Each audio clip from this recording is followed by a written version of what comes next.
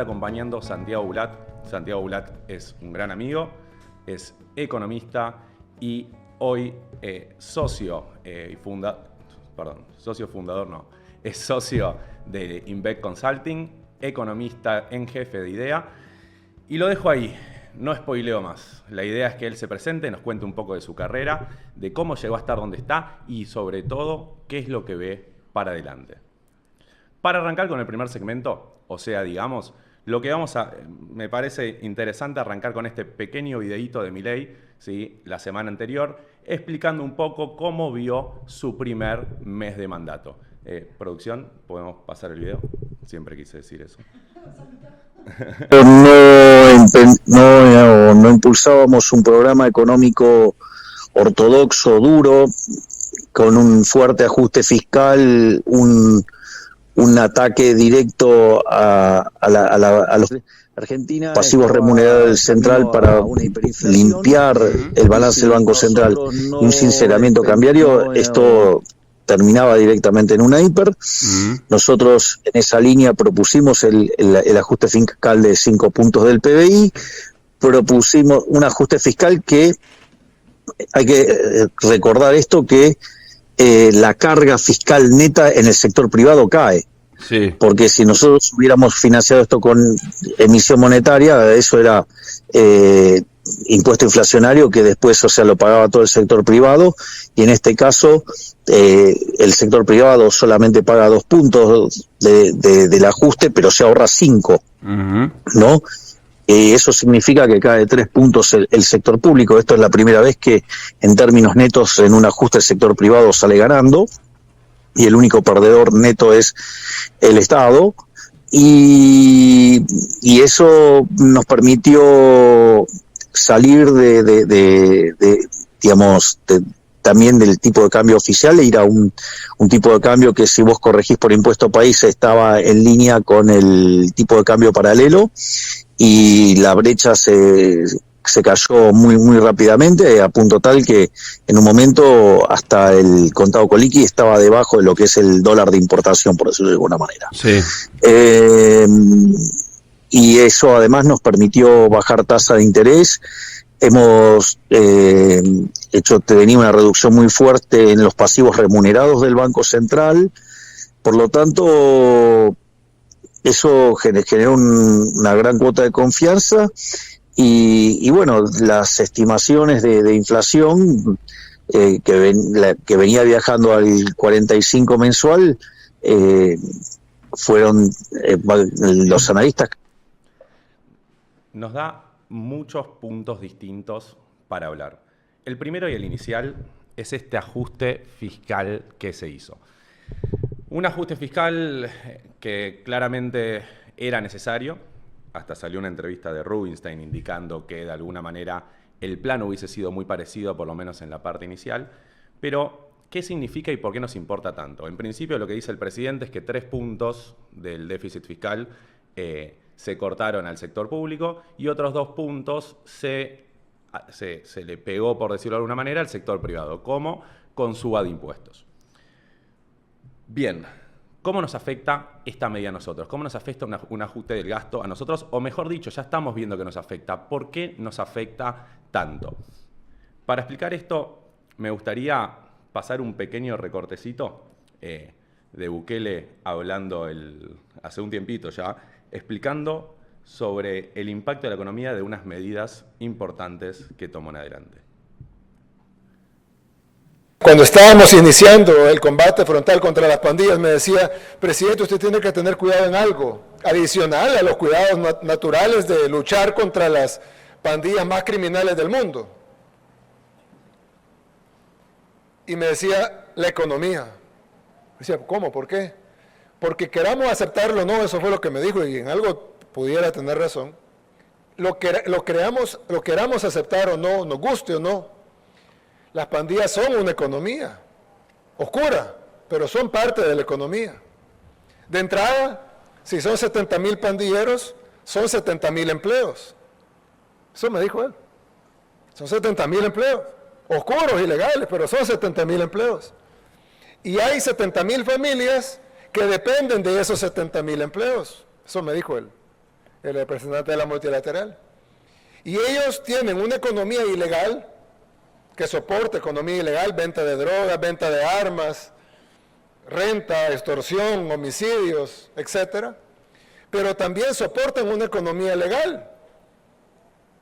Compran saldo de celular, motocicletas, cerveza, armas y también comida para sus familias, televisores, ropa, entretenimiento, internet, cable.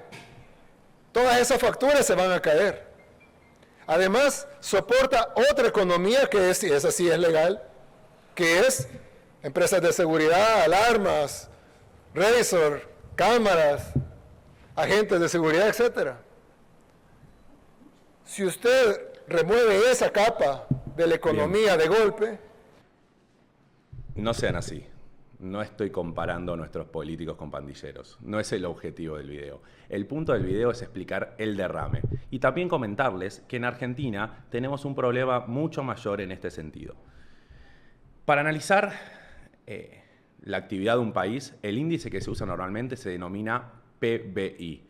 ¿Qué mide el PBI? Mide la riqueza generada por un determinado país en un determinado periodo de tiempo. Y para tratar de entender la economía de cada país, podemos mirar la formulita básica, ¿sí?, de PBI, que es PBI es igual a consumo, más inversión, no hace falta que se la aprendan de memoria, más gasto, más exportaciones, menos importaciones. ¿Por qué hago foco en esta formulita? Porque, por ejemplo, si estudiamos el PBI de Estados Unidos, vamos a encontrar que el consumo explica más o menos un 70% de la economía de Estados Unidos. Si te vas a China, capaz la inversión empieza a ser más importante. Ahora, los dejo adivinar, bueno, seguro todos ya adivinaron, en Argentina el gasto público explica aproximadamente un 40% de la actividad. Entonces, si nosotros hacemos un recorte en el gasto, claramente el derrame al resto de los sectores es muy complejo. En el video el presidente hacía alusión y decía de alguna manera que era la elección entre el ajuste o una hiperinflación, que básicamente en el caso de una hiperinflación el golpe a la actividad hubiese sido mucho peor, pero por la ecuación y sobre todo descontrolado, ¿sí? Dejo este puntito acá y paso, ya que dije la palabra, a dos temas muy importantes que nos importan a todos, que son la inflación y el dólar. Esta nota fue un poquitito antes, pero la semana pasada tuvimos el dato de inflación de diciembre, que fue del 25%. Como respuesta a ese dato, claramente no es un dato positivo. De alguna manera igual, y esto lo vamos a empezar a hacer a lo largo de todos los programas, o cada vez que hagamos un análisis, quiero enfocarlo desde este lado, es cada vez que estudiemos una variable, o veamos tal dato, si salió un dato, otro, etcétera, para saber si es bueno o malo, no se puede mirar el dato en sí mismo. Lo más importante es mirar qué se esperaba de este dato. En cuanto a inflación, la verdad la de diciembre salió bastante, si bien el presidente trató de brindar un escenario todavía más catastrófico, que tiene sentido desde una estrategia económica y política de alguna manera, la realidad era un dato bastante esperado. Se llegó a hablar de 30%, pero 25% es un dato terrible para la economía, pero un poquitito mejor de lo esperado. Ahora vamos a lo importante. ¿Qué es lo que esperamos? ¿Qué es lo que esperamos para lo que sigue o para el muy corto plazo? ¿Qué es lo que podemos tratar de prever? De alguna manera acá tenemos varias formas de tratar de mirar lo que pasa. Primero podemos preguntarle a los que saben, ¿sí?, utilizar lo que es el relevamiento de expectativas de mercado. El Banco Central publica estadísticas que son, publica un promedio de encuestas que se le hace a distintas consultoras económicas de qué es lo que esperan para adelante.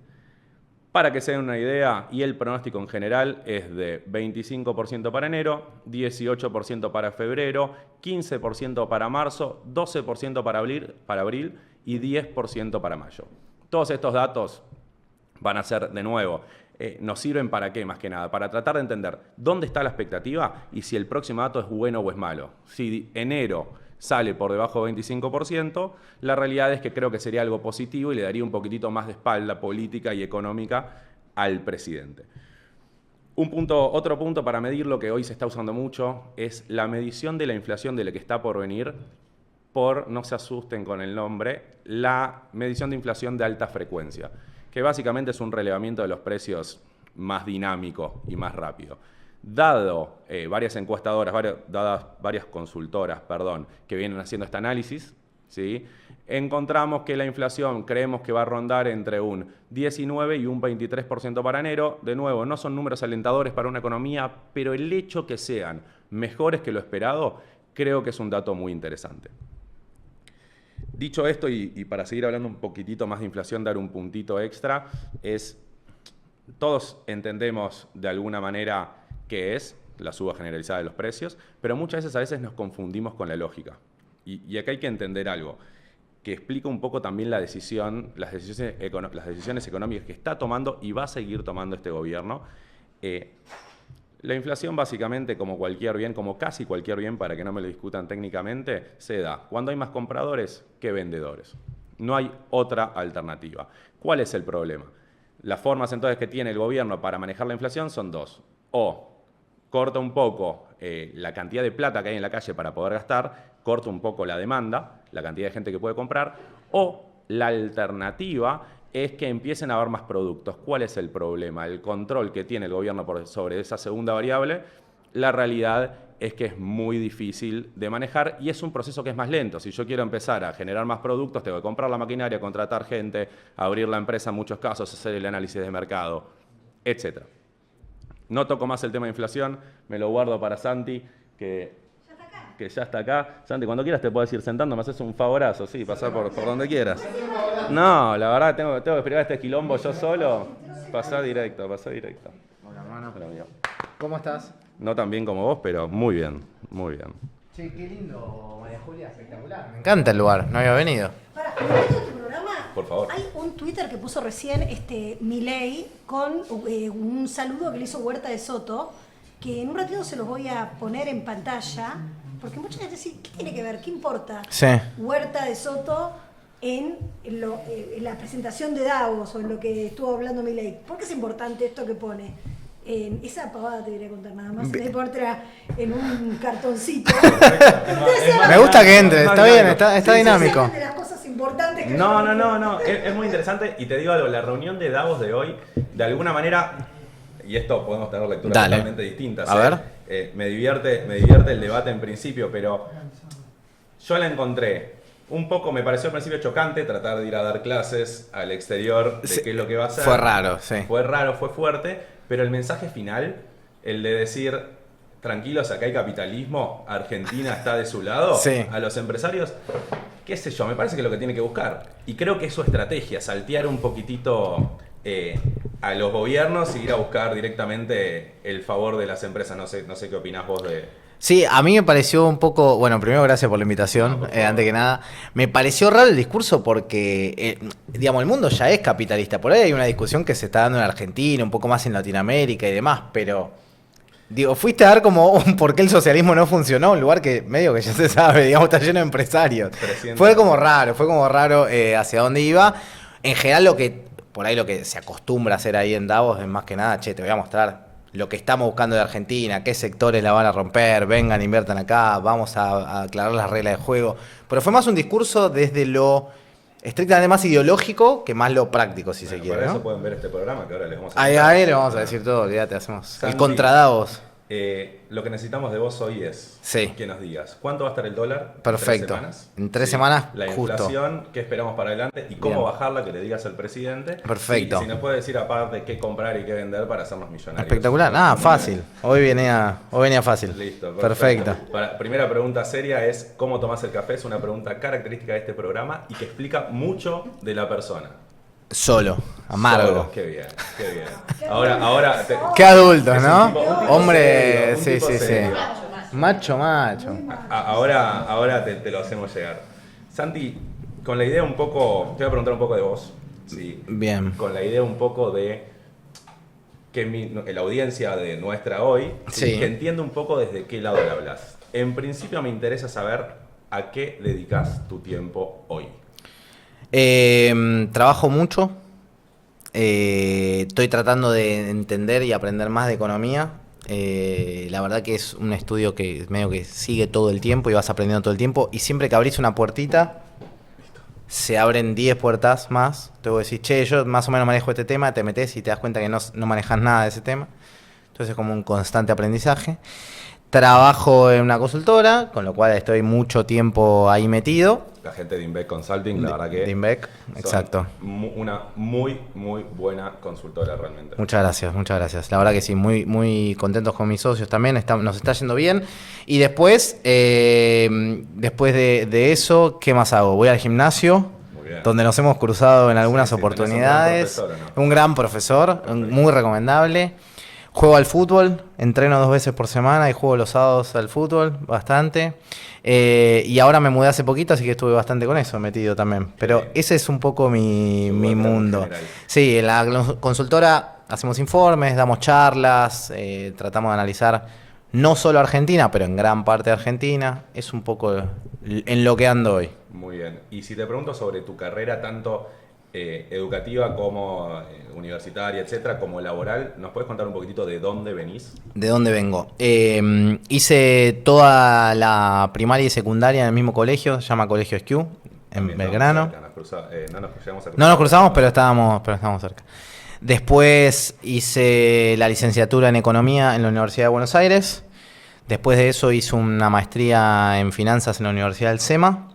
Y volví en septiembre de este año de Inglaterra, que hice una maestría en Economía en la Universidad de Sussex University. Así que ese es un poco el track record, si se quiere.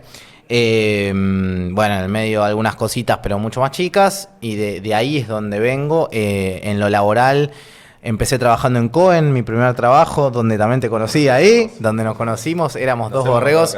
Nos hemos mandado cagadas, que sí, que no sé si vale la pena contar, pero son... ya no pasan más. Pero qué adrenalina en aquel momento mandarse esas cagadas con 18, 19 años.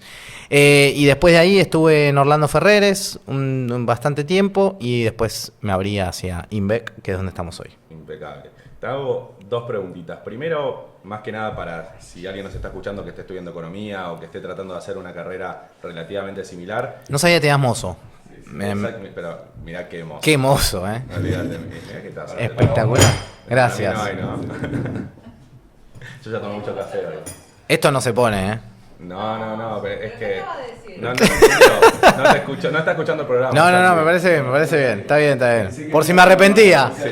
Muy amargo. Capaz era la imagen que querías dar contra que realmente... Claro, sí.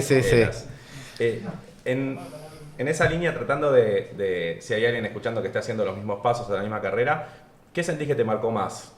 ¿La parte académica, la parte de la calle? ¿Fue un mix? ¿Cómo viviste eso? Creo que un poco de todo. Todo te va sirviendo, formando y te ayuda. Sí es verdad que, por ejemplo, en particular, si querés, fue medio por periodo. Yo sentía que la UBA, para lo que yo estaba trabajando, no me servía absolutamente nada. A medida que pasó el tiempo un poquito después, dije, hay varias cosas de la UBA que me sirvieron para otra cosa. Pero por ahí era el momento de la vida en el cual estaba haciendo algo de finanzas y en la UBA no hay nada de finanzas. Entonces decís, nadie entiende. Yo sentía que mis compañeros, no entienden nada porque no laburan en esto. Obviamente después vas creciendo y te das cuenta que por ahí vos no entendías 1000 cosas, hay 150 cosas de economía que entender y que vos no las entendías. Así que creo que es un mix de eso. Sí, recomiendo mucho para los que hayan estudiado economía y demás, estudiar afuera. Eso es alguien que si pueden hacer, yo lo hice con beca, o sea, no lo hubiera podido hacer si lo tenía que pagar, pero haciéndolo con beca la verdad que pude y es una experiencia espectacular, sobre todo si estudias economía, que en Argentina siempre más o menos las discusiones del déficit fiscal, la inflación, si el tipo de cambio y en qué invierto para que no se pulvericen mis ahorros.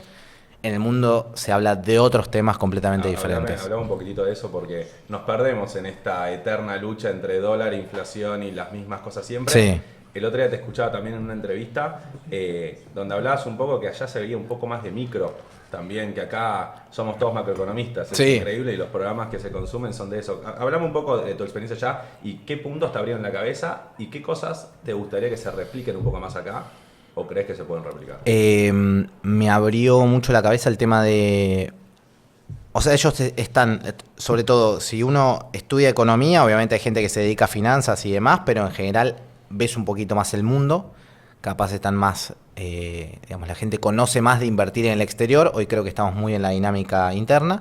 Y después, cuando estudiás y te dedicás, yo hice una maestría en economía y en particular estudiabas muchos temas de productividad de las empresas, de cómo hacer mejores procesos productivos, de cómo reducir costos de las firmas, bla, bla, bla, bla, bla.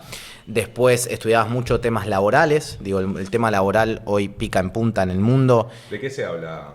De todo, la verdad que de todo, porque, digo, viste que acá la reforma laboral es un tema muy tabú, Muy complicado. pero en el mundo hay muchas reformas permanentes todo el tiempo que van desde los horarios que se trabaja, desde la modalidad que se trabaja, desde el sistema previsional, o sea, cuánto estás aportando. Ahora Francia tuvo un tema muy importante, una discusión muy importante de la sociedad por aumentar la edad jubilatoria. Son todas discusiones que algunas son más polémicas que otras, pero que se dan permanentemente porque el mundo laboral va cambiando permanentemente. Y la idea es que más gente ingrese a un sistema formal, pero sabiendo que tenés empresas que tenés que estar 9 horas trabajando pico y pala, otra que lo puedes hacer del exterior, otra que lo haces de tu casa. Hay flexibilidad en ese sentido. Estoy muy lejos, sí, impecable. Estás muy lejos. Perfecto, ahora sí. Hay flexibilidad en ese sentido, o sea, lo que apuntan las reformas es por más flexibilidad. ¿Dónde encontraste capaz los límites? No sé, capaz no te metiste tanto en algún punto de ese estilo. Es que en realidad acá lo que te enseñaban en particular era como hacer mucha econometría y estudios. O sea, vos decir, por ejemplo, si yo aplico determinada reforma laboral en Buenos Aires y la aplico en La Pampa, uno podría pensar que son economías parecidas, que tienen la misma dinámica y demás.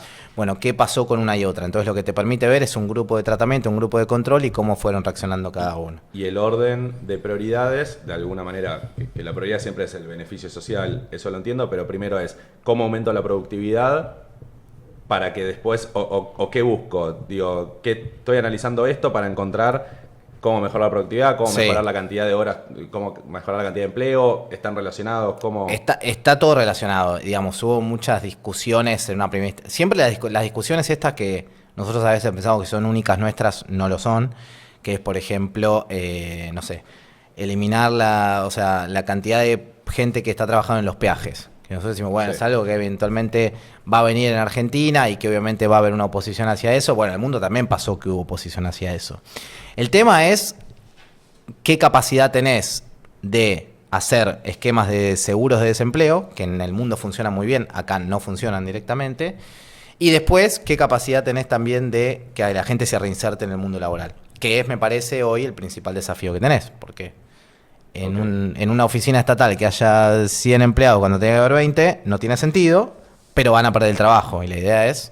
Hace 30 segundos, antes de que llegues, 2 minutos antes, hablé del ajuste fiscal, hablé un poquitito de cuánto impacto tiene hoy el gasto público dentro de la actividad nuestra, dentro de la actividad del PBI de Argentina, y que vamos a tener ese desafío en el medio desde que hacemos el ajuste hasta que otro sector, sobre todo el sector privado, que es la idea, absorba a la gente que totalmente quede golpeada, si se quiere, por este ajuste. ¿Te imaginás algún método? ¿Encontraste alguno? ¿Tenés alguna idea desde ese lado que creas que sea bueno, que puedas aportar? Bueno, en general, este sí es uno de los temas que por ahí más vueltas da en el mundo, en general está en las discusiones, que es, hay mucha discusión entre sindicatos, gobierno y empresas para ver cómo se hacen esas transiciones, si se quiere. O sea, de alguna manera, el Estado que tiene que hacer un determinado ajuste fiscal o que sabe que el desempleo está subiendo por X motivo, que puede ser un shock externo, tiene que darle facilidades al sector privado para que no sea tedioso contratar. Facilidades es baja cargas sociales. Te bajo cargas sociales para el empleo joven, todas esas cosas se dieron muchísimo en el mundo, que es, bueno, te doy algún beneficio, digamos, para que vos tengas injerencia sobre una población determinada. Entonces vos, que empezaste tu programa hoy, vas a decir, bueno, yo contrato a alguien porque si bien me puede insumir un costo, yo quiero ir creciendo y quiero ir viendo que esto me dé ganancias. Si eventualmente, si a vos te va muy mal, que no sea un problema tremendo para vos haber contratado a alguien. Eso es como un poco la lógica detrás de tratemos de pasar esto. Y después sí hay muchos, no quiero hacer promoción de nadie, pero muchos privados en particular que se encargan del entrenamiento para que vaya alguien a tu empresa después. Por ejemplo, la publicidad, ¿no? Bueno, sí, pero suponete un digital house, un coder, en el mundo, ¿no? Te hablo de los que conocemos acá. Pero de alguna manera que lo que logran es darle ciertas habilidades a personas que quizás estaban afuera en el lapso de 6 meses, un año, mientras tienen su seguro de desempleo, porque quizás quedaron desempleados en un determinado tiempo, y los seguros de desempleo se van reduciendo. Vos lo que tenés que ir demostrando para que te lo sigan dando es que fuiste a buscar trabajo, que estás tratando de estar activo en el mercado laboral. Eso es una locura que no lo tengamos, es algo... Por eso, digamos, acá es como que no se quiere dar ninguna discusión de nada, entonces decís, bueno, no discutamos nada porque todo es ir contra ellos, bueno, y no se piensan estas cosas que quizás tienen mucho sentido. Y en Argentina los seguros por desempleo prácticamente no existen y hay otra dinámica de subsidios que... Es como que hay un sesgo a la sobreprotección que termina pegando. El otro día, pensando un poco, escuchando sobre el DNU, sobre el tema de la derogación de la ley de alquileres, como, usándolo como ejemplo que propongo para el programa, para, dada la periodicidad, ir siguiendo ese mercado y a ver cómo con la desregulación cambia y qué tan perjudicial termina siendo para el inquilino realmente, dado que venimos de no tener oferta. Y pensaba un poco en esta idea de que ahora la oferta subió bastante. hoy la oferta subió como 20%, escuché números el otro día, pero pensaba en esta idea de que realmente, y ahora te juego con esta pregunta y la dejo a la audiencia que la responda también, pero la única forma de proteger al más débil es con la competencia. Te hago la pregunta, ¿cuál es el único momento donde un empleador decide subirle el sueldo a su empleado? Cuando tiene que competir con otras empresas. La primera respuesta que me dan es cuando le va bien. No. Cuando aumenta la productividad. No. Esas son condiciones necesarias. Sí. Necesitas que el empleado le vaya bien para que pueda aumentar el sueldo. Ahora, ¿cuándo aumentan el sueldo realmente? Cuando vienen, no, del otro lado me están ofreciendo tanto. Bueno, pero por eso las economías cerradas en general, o sea, y esa es una re buena discusión para Argentina. Argentina tiene una economía muy cerrada, pese a que mucha gente se encarga de decir que no, sí tiene una economía muy cerrada, medida entre importaciones y exportaciones. Que obviamente a vos te genera más empleo. Digo, si yo cierro toda la radio del país, es muy probable que María Julia de repente pueda contratar una gran cantidad de gente, porque se va a quedar con el monopolio de las radios. Pero es una economía que no compite, es muy cerrada. María Julia ahí va a poder discrecionalmente elegir cuál va a ser el sueldo de ustedes. Ustedes no van a tener mucha opción de cómo pagar eso, de qué sueldo recibir, y eso no va a ser una economía competitiva y va a ser con sueldos bajos. Si ella empieza a tener mayor competencia, vos ahora te escuchan acá, les pareciste bueno, te hacen una oferta afuera, qué sé yo, María Julia tiene que empezar a competir con eso y vas a empezar a tener un sueldo mayor. Obviamente todas esas transiciones son muy complicadas cuando no tenés ninguna estrategia. Porque obviamente que en el reordenamiento de una economía hay sectores que se van a ver muy perjudicados.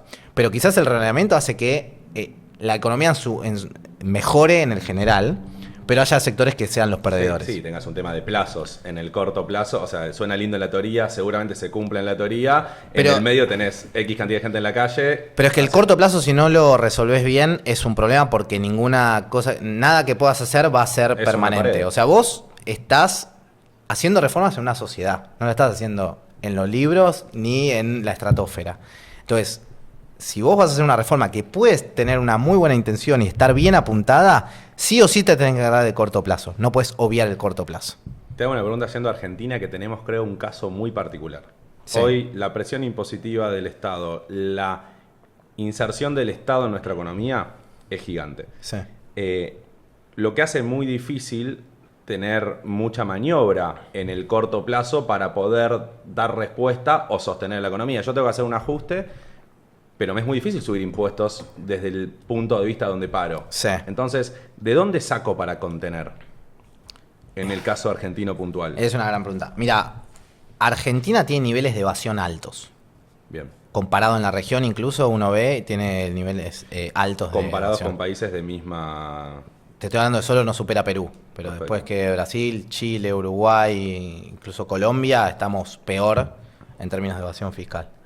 Entonces ahí tenés un laburo, tenés otro laburo en bienes personales, por ejemplo, bienes personales, Argentina tiene una alícuota alta, pero vos viste lo que son las declaraciones juradas de todos los políticos, es una joda.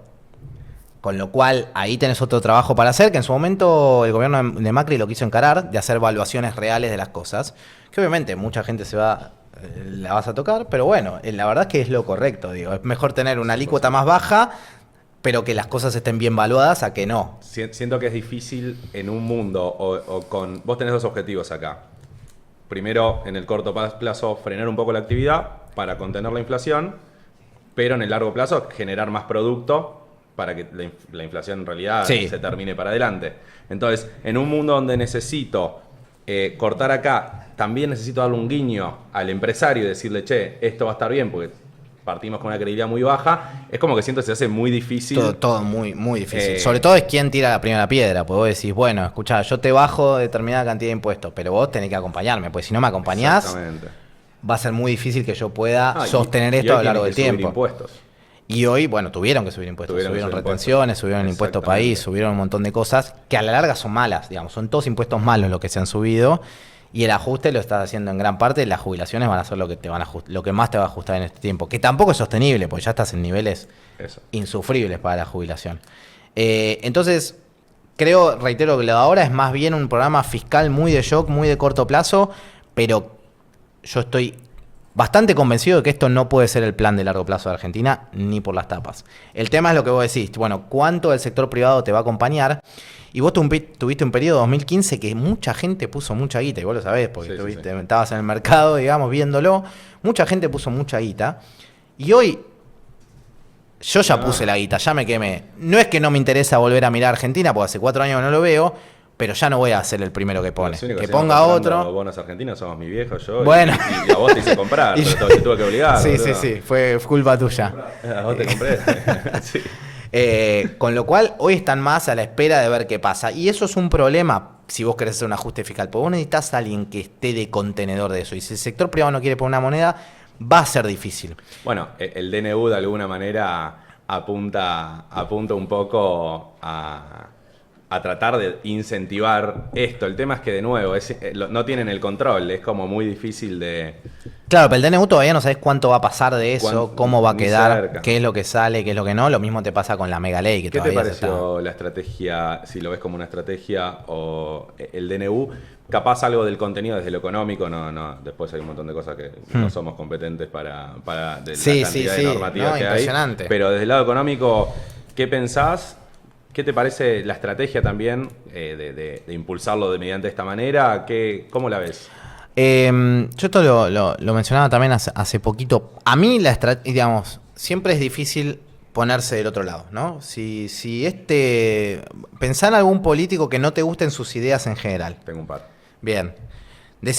Poné a ese político ahora que hizo exactamente lo mismo. Hizo un DNU completamente para el otro lado. Ni la leo, claro. Ni la lees, pero está muy enojado. Decís, van contra la democracia, quieren tirar abajo 20 años de libertad, suponete. Bueno, en un país igual que dentro de todo se viene haciendo esto. El tema del DNU, nunca, creo que, no sé si hubo una así de agresivo. No, DNU tan largo nunca hubo. El gobierno, el manejar o el hacer políticas con DNU fue algo relativamente... No, sí, eso sí. El tema es que ninguno te modificó 300 y pico de leyes. Ni que hablar. O sea, yo lo que digo es, y por ahí pensando en quienes pueden y quieren poner plata acá, si alguien quiere poner plata en real, no estoy hablando estrictamente de lo financiero, sino en una fábrica, una máquina, lo que fuere, en general le interesa que por lo menos ciertas cosas de la política estén ordenadas. Digo, vos ves sectores que la rompen en Argentina, como por ejemplo todo lo que tiene que ver shale oil, shale gas, tienen leyes hechas a medida. La economía basada en el conocimiento tiene ley hecha a medida. Entonces son sectores que de repente explotan. Y sí, pues en Argentina hay un potencial espectacular. Pero, ¿qué les hizo poner una moneda ahí? Che, me garantizás ciertas cosas por ley, que no me la vas a modificar a los 2 meses. Y el DNU yo no sé si te da esa lógica. Voy por la positiva ahora. Me ha hecho ver cosas que yo no tenía idea que existían en la Argentina y las tenía incorporadísimas como, che, esto está bien, esto está bien. Empresas que no pueden estar en una determinada región porque se impuso, tasas mínimas que se impusieron, el registro automotor porque sí, que son cajas y cajas de la política enormes, el precio mínimo de las librerías, no sé, tenés un abanico de cosas que vos decías, ¿por qué esto en algún momento se generó y por qué convivimos con esto sin preguntárnoslo aunque sea? Entonces a mí de ese lado, chapó, a mí hiciste pensar un montón de cosas que yo no conocía y por ahí las pusiste a la mesa de los argentinos. Creo que se celebra un poco cuando la oposición viene y te dice, che, ¿por qué pusiste esta normativa y no sacaste este tongo de acá? Bueno, bárbaro, que arranque esa discusión dale. total. Bueno, mi primera reacción cuando termino de leerlo es, no está Tierra del Fuego. Esto. Y yo me enojé con eso. ¿Cómo no está Tierra del Fuego, digamos? Es un ejemplo clarísimo. Pero está bueno. El debate, que arranque ese debate está bueno. Y creo que igual también un poco el DNU también va a ser avalado o no avalado, depende del resultado económico. No, totalmente. Creo que eso le va a dar la espalda. Pasa que cuánto tampoco podemos esperar, o sea, los resultados. Bueno, si vos eso está bueno. Y dejame hacer un punto antes y ahora voy con eso. También hay cosas del DNU que estuvieron mal. Digo, por ejemplo, había un inciso que lo eliminaban y no existía. Una pavada, pero digo, es algo que evidentemente te da la pauta de que no solamente 30 personas pueden abarcar todas las leyes que hay en Argentina. Totalmente. El sector pesquero hubo muchos errores ahí, volvieron para atrás. O sea, no es que esto está exento de errores, pero ni a palos, digamos. Eso también para hacer otro punto. Y respecto a lo que decías del delivery económico, es muy importante. Si vos ves cómo funcionó el tema de la imagen en toda Latinoamérica de los políticos, sube muy fuerte ni bien empieza, y el deterioro es prácticamente, digamos, muy visible en todos los casos. Chile, Brasil, bueno, ahora ni hablar en el caos que hay en Ecuador y demás, pero digo, siempre hay un pico que rápidamente, cuando no hay delivery económico, se empieza a deteriorar muy fuerte, ¿no? Entonces eso va a pasar. Sería bastante raro que no pase. Y en algún momento tenés que, digamos, la gente dice, bueno, hasta acá te banqué, ya fue todo el kirchnerismo, vamos a empezar a mostrar algo. Y es donde tiene que empezar a pasar cosas, ¿no? Te hago una pregunta muy difícil. Sí. ¿Desde qué regulaciones crees vos, o más macro de última, que sí deberían estar, o son las que de última, si esto fue una estrategia, tratamos de meter 1000 artículos, entraron X. Que salgan X, ¿cuáles crees que son claves? ¿Y cuáles capaz dejarías?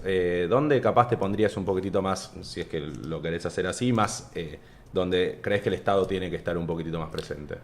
A ver, yo a esto trato de mirar mucho hacia afuera, ¿no? De ver qué eligió el mundo, por qué lo eligieron y demás. Primero me parece que en tema de salud y acceso a salud pública, acceso a educación pública, prácticamente es un estándar que todo el mundo occidental ha dicho, che, sí o sí esto tiene que estar. Son medidas de desarrollo económico que han alargado la vida, han mejorado los niveles de productividad, educación interna, o sea, como que eso está medio fuera de discusión. Lo mismo pasa con toda la estrategia de defensa, lo mismo. Digamos, ahí el Estado siempre está presente. Yo creo que después sí ha habido una estrategia mucho más de... ¿Obra pública? Obra pública también. Digo, en general, viste que Milei habla mucho de la chilena. Perfecto. Lo de la chilena en Chile representa entre el 10 y el 12% del total de obra pública. El resto se hace más. El gobierno el año pasado puso 5.000 millones de dólares, o sea, totalmente. Mucha guita. Entonces, de alguna manera, eso tiene que estar. Hay poco incentivo a hacer rutas que lleguen hasta La Quiaca, digamos. Pero después hay cosas, por ejemplo, no sé. Bueno, aerolíneas es una típica discusión si tiene que haber o no. A mí, sinceramente, que haya o no haya, me da exactamente lo mismo. En Italia hay una aerolínea que es pública, pero la hacen andar más o menos bien. Mientras no te va a perder guita. Para mí, si no te hace perder guita y funciona más o menos bien, adelante, digamos, no me calienta nada. Ni ahí. Ni en contra ni a favor, digamos. Hay mucho esto de ideologizar. Yo me peleo mucho a veces en discusiones, o discuto mucho contra la ideologización de medidas económicas. Las medidas económicas no son de izquierda o derecha, son medidas, son herramientas. Después, el cómo quiera drenar, de a dónde quiero apuntar, o más Estado, menos Estado, en realidad es lo que me define derecha o izquierda, pero después devaluar, no devaluar. Y hasta te diría, bueno, privatizar justo sí tiene un punto muy ideológico. Sí, pero ¿quién privatizó la aerolínea de Brasil? ¿Quién la privatizó? Lula. Perfecto. ¿Y qué, de izquierda o de derecha, Lula? Y bueno, entonces... A eso voy. En la izquierda y la derecha hay una discusión muy vacía en el medio y muy utilizada políticamente y discursivamente que daña mucho después las discusiones reales, en donde no podemos sentarnos a discutir de, che, esta empresa habría que privatizarla, esta no, porque te suena que es de derecha. Sí, totalmente. O no puedes devaluar. No podés subir tarifas, porque decirse de derecha subir tarifas. Y las tarifas sí que no las tocan, digamos. Son herramientas. En general, ahora, justo con la invasión de Rusia en Ucrania, hubo bastante subsidio tarifario. ¿Qué se hizo? En particular, en Inglaterra, se puso un cap, un tope a lo que te podían cobrar, y vos después ibas a ir repagando en los meses de verano, donde menos energía consumías, parte de lo que te habían subvencionado. Entonces, No es que no tiene que haber estrategia de subsidios. Se puede hacer de una manera mejor, mucho más lógica, racional, depende en qué momento. Sí. Pero acá está todo. Vivís en Recoleta, pagás Es que 2.000 pesos de luz. Estamos quemados con leche. O sea, el problema de Argentina es que vivimos con una presión estatal muy grande y no devuelve nada. Entonces siempre vamos muy... Claro, pero hay discusiones en el medio, ¿viste? No hace 100%. falta que Y nunca faltan más de esas. subsidiemos ninguna parte de la luz y que también subsidiemos absolutamente todo. Hay momentos, hay formas. Se van a dar un poco más, creo, estas discusiones, porque yo me imagino, por ejemplo, un ala más del lado del PRO, o muchos asesores, o hoy parte del equipo económico de Javier, que no lo veo, no son libertarios. También. Creo que hay un foco capaz en la primera parte ahora, donde no se discute ni dolarización ni sacado del Banco Central, que después me gustaría saber un poco tu opinión sobre esos temas, y que capaz entra en esas discusiones en segunda instancia una vez estabilizado. No sé qué te imaginás vos con respecto a bueno, yo de haberlo seguido a Toto y a todo el equipo de... A Bausili y demás. Sí, nunca los escuché como muy libertarios, lo contrario. No. Entonces siento que va a empezar a haber esa discusión después del segundo grado una vez estabilizado. Están entusiasmados con la idea, digamos, de ser un gobierno más bien liberal. O sea, están como... Eso los entusiasmó. Digamos, doy fe de eso, de que estaban más contentos con agarrar en un gobierno más liberal que otra Y les cosa. dieron vía libre a la economía. Sí, exacto. De todas maneras, un pequeño comentario antes de seguir en eso. Yo quiero dejar, digamos, asentado que hoy el kirchnerismo obviamente se está quejando mucho de todas las medidas más de derogación de leyes o de reforma laboral y demás. Pero que hayamos llegado a la instancia de hacerlo por DNU de una manera muy agresiva y muy extrema es pura y exclusivamente culpa de que nunca quisieron hablar de ninguno de los temas y siempre dijeron no se puede hablar de reforma laboral, no se puede hablar de reforma tributaria, no se puede hablar de nada. Y vino alguien que te dijo yo lo voy a hacer de una manera muy extrema porque la gente me votó, me dio el 56% de los votos, lo voy a hacer a mi manera. Y a vos te gusta mucho menos de que si lo hubieras consensuado y podido hablar y tenido discusiones y qué sé yo. Entonces, eso está bueno también para demostrar que cuando no querés dar batallas te puede salir mucho peor y cuando no te animás a dar discusiones, ¿no? Entonces eso, nada, ahí como reflexión para... 100%. Sí, falta mucho de este debate y faltó mucho, era muy aburrido capaz para los que vivimos o leemos de economía, siempre la misma discusión, es como que... Pero bueno, siempre muy desde el eslogan, ¿viste? Como, no, reforma laboral, quitar derechos, ¿viste? No, y en realidad hay muchas cosas que se pueden hacer mejor. Y después de lo otro, creo sí que hay mucho, o sea, el gobierno quiere estabilizar, o sea... Creo que lo que más buscan es reacomodemos precios relativos, demos una señal fiscal muy fuerte y a partir de un determinado momento, que esto yo creo que tiene algunos signos de lo que se ha hecho en otros momentos de nuestra historia, pero yo sí o sí creo que tiene que haber un nuevo programa. O sea, creo que esto es para reordenar precios, para acomodar la situación, que la inflación no se te dispare, único objetivo. El DNU y la ley Ómnibus, ¿no los ves viables No, o no los ves como nuevo programa? No los veo como el nuevo programa. No es un programa... No es un programa económico. No es un programa económico. Es un programa de regulación de un montón de cosas. O sea, lo que pase con la de las librerías por ahí está buenísimo, o lo que quieras, digamos, pero no te va a hacer ni cosquillas en lo que es un programa fiscal.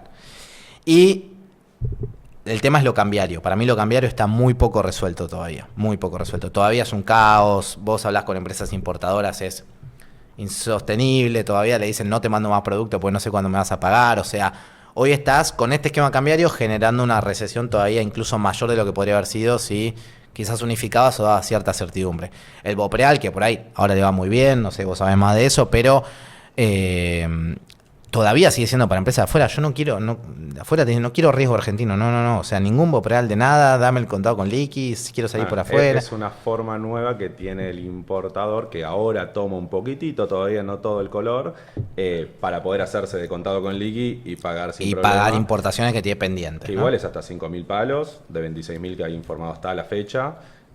Por lo menos la serie 1, por lo tanto no es una solución fuerte y creo que también te garantiza una determinada brecha cambiaria, y cuando digo brecha me refiero a diferencia entre el dólar oficial y dólar blue. Exacto. En el corto plazo. Vamos un poco a datos más duros y por lo menos para tratar de saber tu opinión. Dale. No te preocupes, no queda grabado, no le vamos a decir a nadie lo que opinas acá, ni te lo vamos a pasar en 3 meses. Es una charla sin micrófono. Sí, sin micrófono, Perfecto. olvídate. Tema primero, inflación. Sí. Salió el dato 25%. ¿Qué te pareció primero este dato? ¿Cómo lo analizaste vos? Si es que hay algo para analizar o un poco para tejer ahí. ¿Y qué esperas para adelante? Por lo menos, dónde crees que va a empezar a dar la vuelta esto? ¿O a tener datos alentadores para mostrar el gobierno? Creo que diciembre iba a ser un mes complicado. Creo que la estrategia del gobierno es decirte, todo iba a ser tan malo que lo que yo estoy logrando es muy bueno. Entonces es una estrategia de lo discursivo espectacular. Porque si vos estás a favor de Milei, vas a decir, evitamos el 15.000%. Gil, me vas a decir.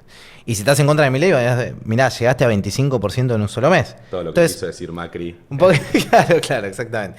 Entonces, el dato de diciembre, lo que más te impacta siempre en Argentina es la suba del tipo de cambio oficial. Eso no hay mucha vuelta que darle. Entonces, la suba hasta el 800 sí te generó el mayor impacto, que fue la segunda semana de diciembre. Nosotros medio tenemos registrado todas las semanas precios y vos te ves que el gran impacto fue la segunda semana.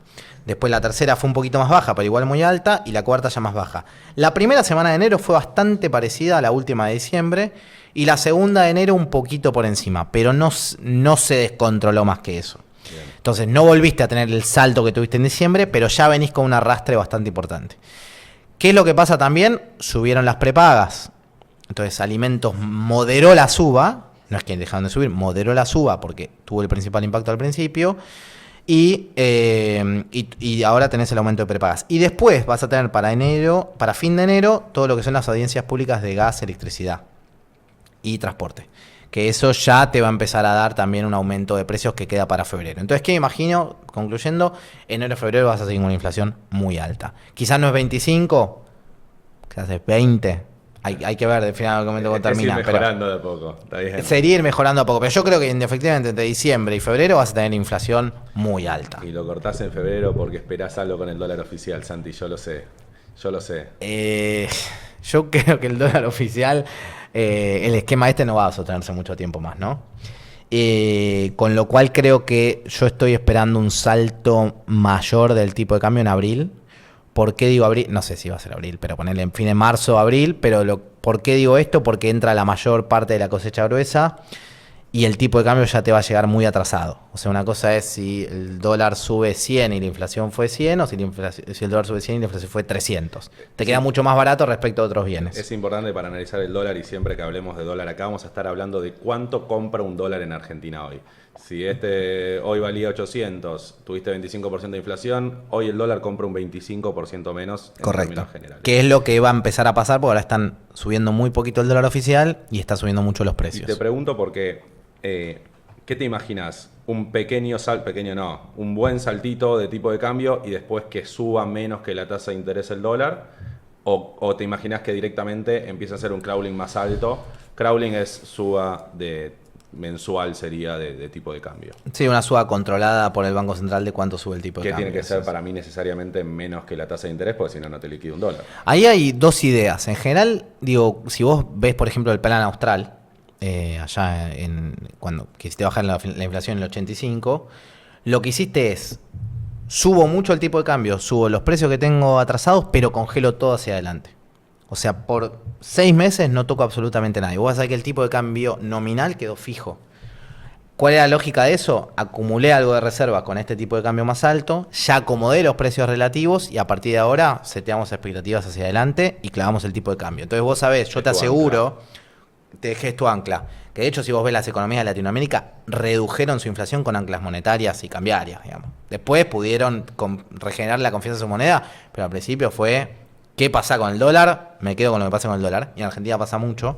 Entonces, si vos me crees que para importar ese vaso va a estar hoy a 800 y en noviembre va a estar a 800, eso debería traccionar la actividad económica como loco. Porque vos importarías tranquilo, venderías...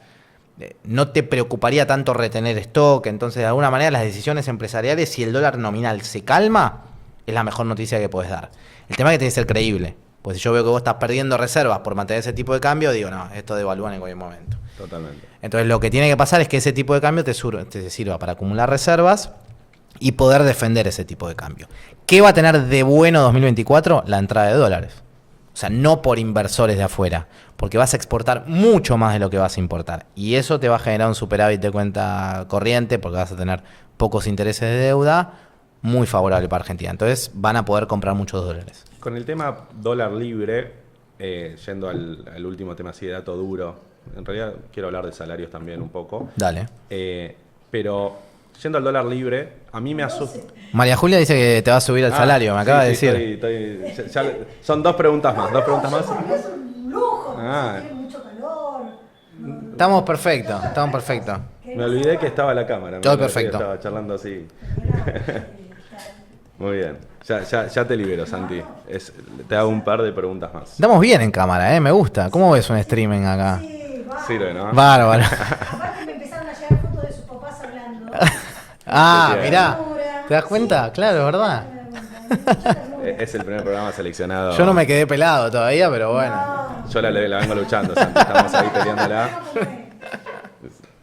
¿Qué te iba a decir?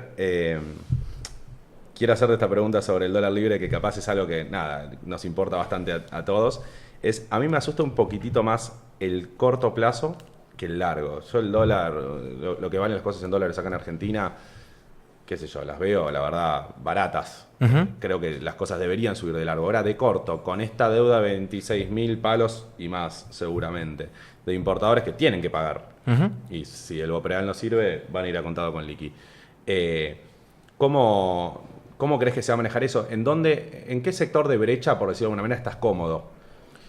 ¿O cuándo compras, cuándo vendés? Sí, que es creo que la gran pregunta que tenemos todos.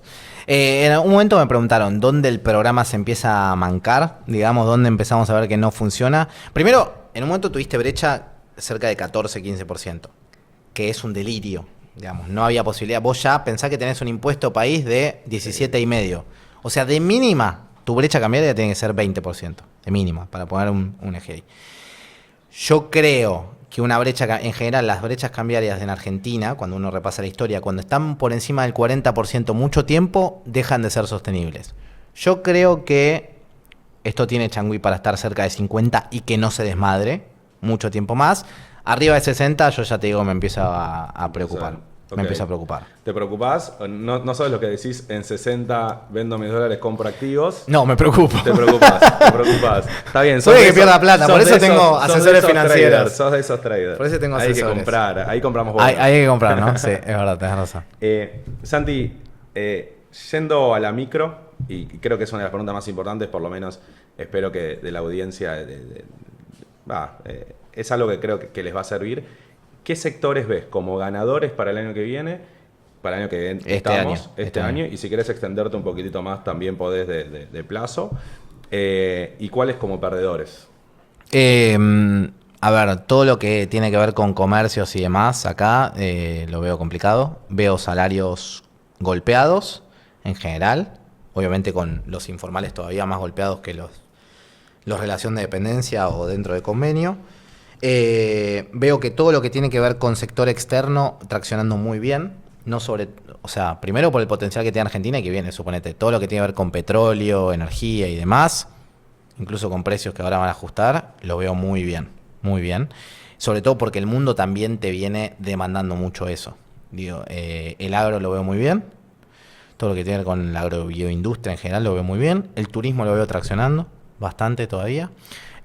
No tanto local, sino más internacional. ¿Qué sectores no ves hoy, pero que crees que serían buenos invertir en Argentina en adelante? No sé, capaz me decís industria automotriz, creo que de acá a 3 años, con desregulaciones, con otro tipo de Argentina. Sí.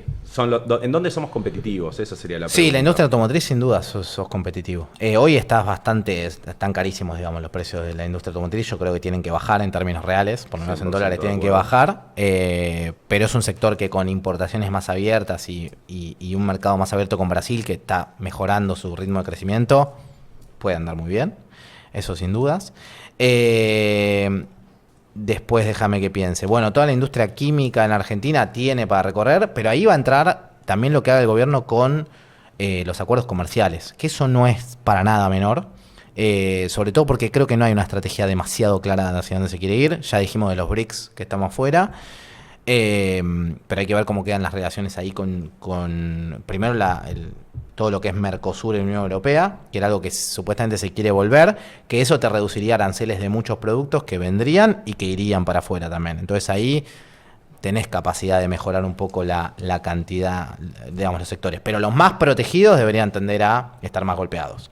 Y los que vivían mucho del consumo interno, con reacomodamiento de precios, por ejemplo, sube la tarifa de luz, gastás menos, vas una vez menos a comer afuera, sube no sé qué, digamos, consumís menos en ocio y empezás a pagar precios más altos de un montón de cosas.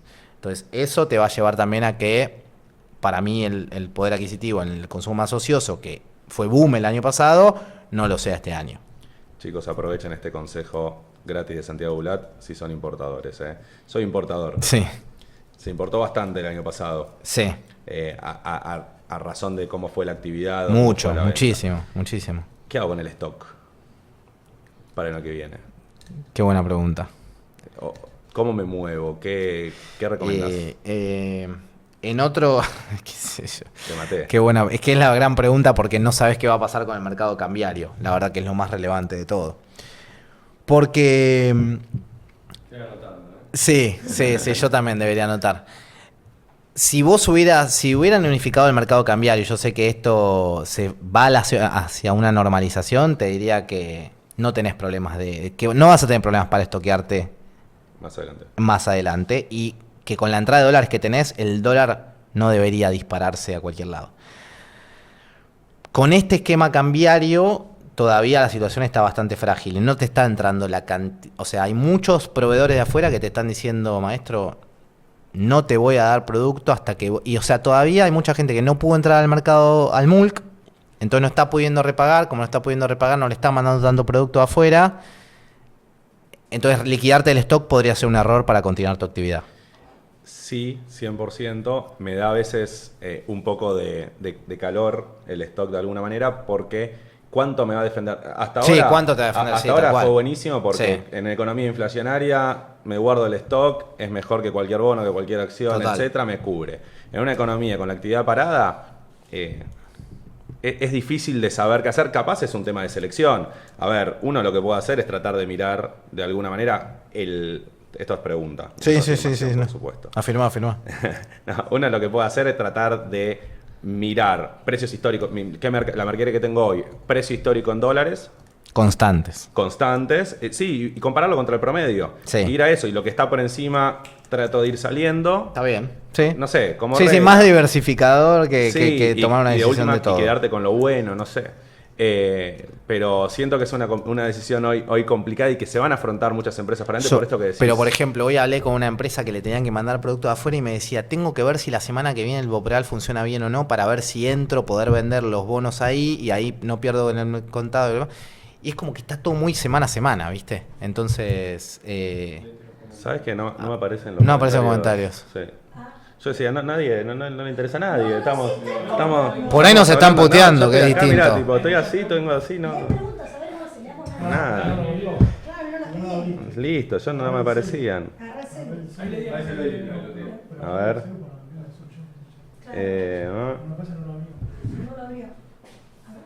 ¿Nos están puteando o no? Esperemos que no. Ah, bueno, bien. Zafamos. Un poco. Este dice cualquier cosa. No. Bueno,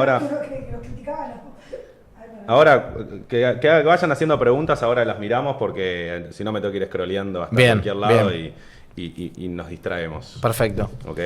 Pero siguiendo un poquitito con la micro. Hoy me llamó un amigo que tiene fábrica local en... Estoy siendo muy específico. Esto tenemos que divagar, tratar de dar un consejo, pero no tenemos por qué tener la respuesta. Me gustó un poco la visión que me dio.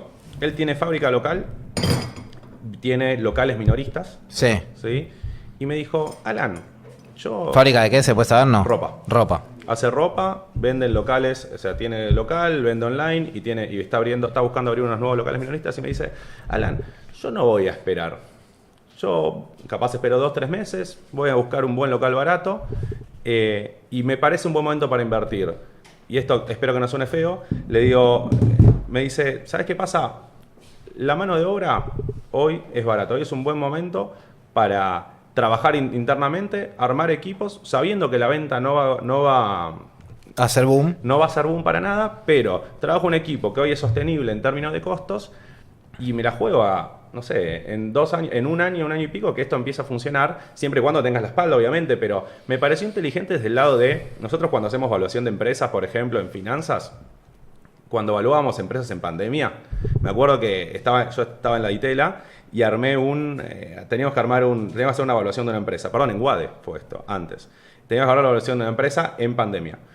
Y todos volviéndonos locos por cómo evaluamos, cómo ponemos el flujo de fondos del primer año, diciendo, che, ¿y cómo hacemos para vender? Etcétera. Y me agarra el profesor y me dice, pero flaco, ¿qué te importa el flujo de un año en un negocio que dura 30? Claro, tenés que pensar un poco más de largo plazo. No te afecta nada en la evaluación o en la idea de hacer o no el negocio. Entonces, nada, comparto esta idea que hablé, te juro, hoy a la mañana con este amigo mío. Algún día lo voy a invitar al programa. Bien. Porque la verdad tiene una linda historia para contar. Pero no sé, me pareció medio lógica la idea. Digo, Argentina hoy, costos baratos, potencial futuro para adelante. Si tengo espalda y los costos no me atacan, ¿por qué no invertir en productos también, aunque sea consumo masivo? Si bien sabemos hoy qué es lo que va a estar mal. Uh-huh. Es cierto. Primero que la supervivencia de las empresas en Argentina es más baja que 30 años. Totalmente. Pero solo el 20% años, pasa 8 años, imagínate. Pero después es cierto. Y digo, vos podés tener digamos, las decisiones de inversión de productos que están bien no deberían depender de una coyuntura de un año, pero ni por las tapas. El tema es, bueno, con qué estructura digamos, a cuánto te animás a abarcar y digamos, hoy no hay muchas empresas tomando decisiones de ampliación de equipos en la general, te digo, por supuesto que puede haber casos.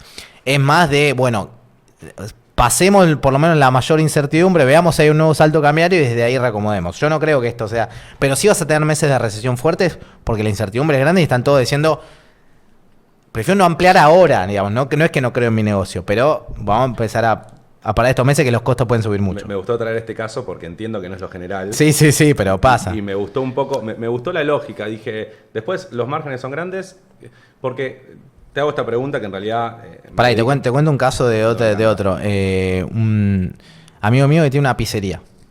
Y me dijo, diciembre, que venía con costos subiendo como loco, ahora salió el índice de precios mayoristas, 54%, una locura en un solo mes. Me decía, venían subiendo los costos un montón, yo veía que todos mis competidores estaban subiendo los precios como locos, yo dije, tengo que aguantar.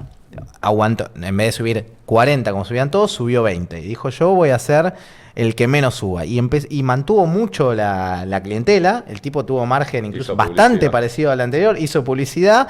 Y ahora me dijo, convalidé un poco más de suba, mientras que el resto de los competidores tuvieron que bajar porque habían aumentado muchísimo y la venta se les había caído muy fuerte.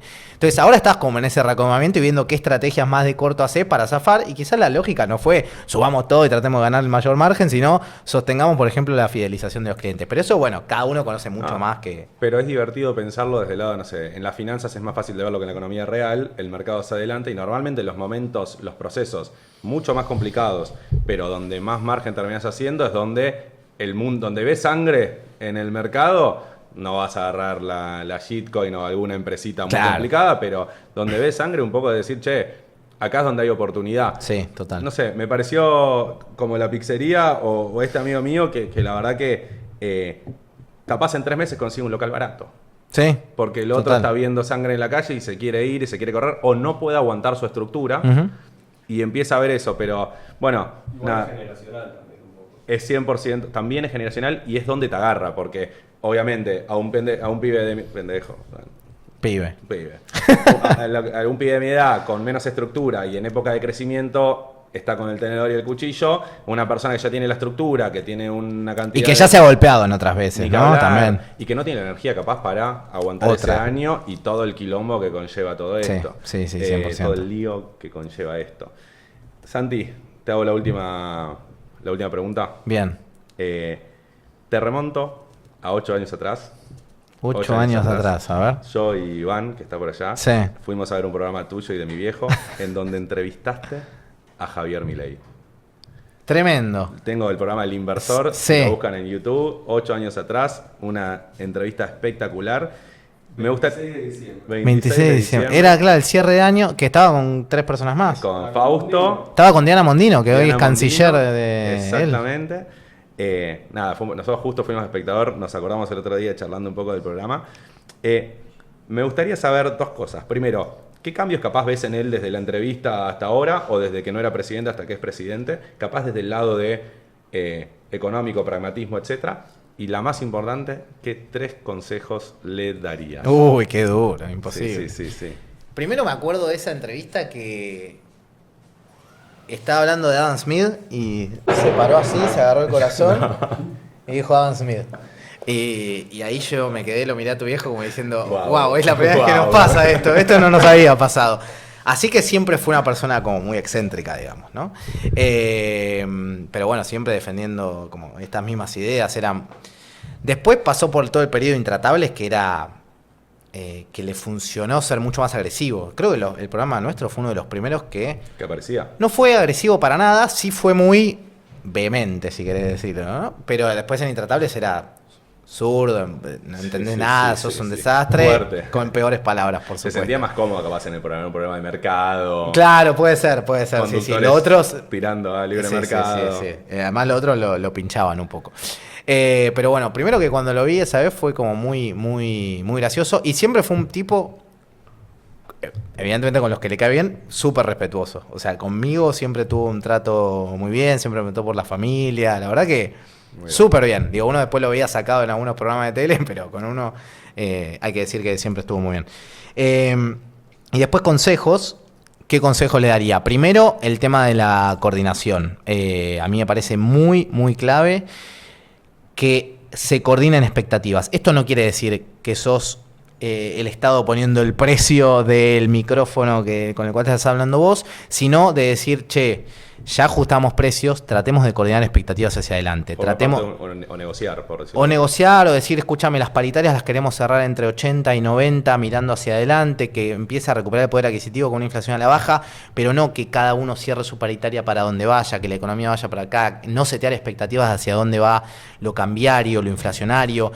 Si todo eso está muy desmadrado, no pasó en la historia que termine muy bien. Entonces, primera recomendación, no sé bien en qué estás ahora, creo que estás solo alineando precios y que todo vaya donde tiene que ir, pero en algún momento trata de coordinar expectativas. Y no es ser un intervencionista del Estado comunista, es pragmatismo 100% económico, la mirada más heterodoxa de eso.